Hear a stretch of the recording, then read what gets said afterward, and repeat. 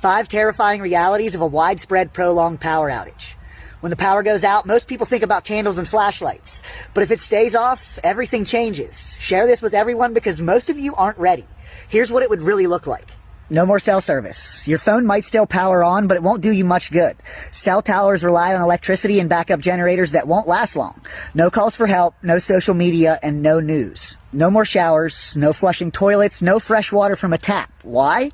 Because water systems rely on electric pumps. Even if you have your own well, the pump is electric.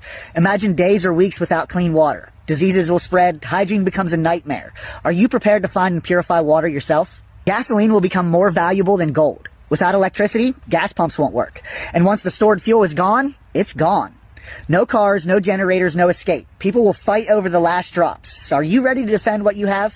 When the trucks stop running, stores don't get resupplied. No food, no medicine, nothing. And it won't matter anyways. Stores will be looted and abandoned within days after a disaster. What will you do when there's nothing left on the shelves?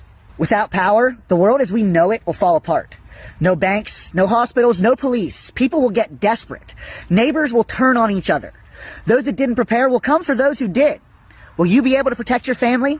This is the harsh reality. Are you ready for it?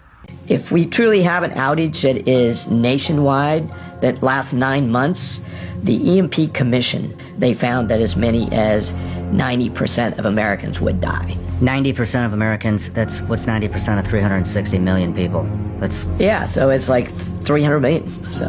300 million people wiped off the map, just like that. And how long did you say that would take? 9 months. 9 months? And what does it look like if our power grid goes down? So it really becomes almost zombie apocalypse. And it's horrific because we think about losing the rule of law. And so we have George Carlin, a clip from, one of his comedy tours in the movie.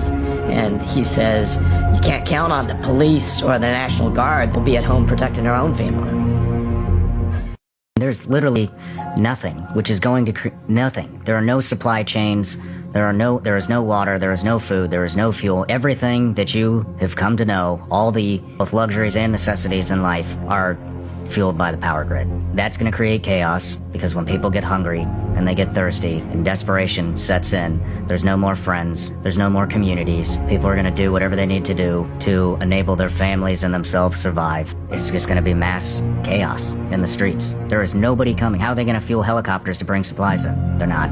Even if you had some backup generators, and some people, some institutions like hospitals or apartments might have, but then how much diesel supply do you have? And sometimes it's 3 days, maybe it might be 30 days, but then your diesel's not going to be delivered because there's going to be chaos.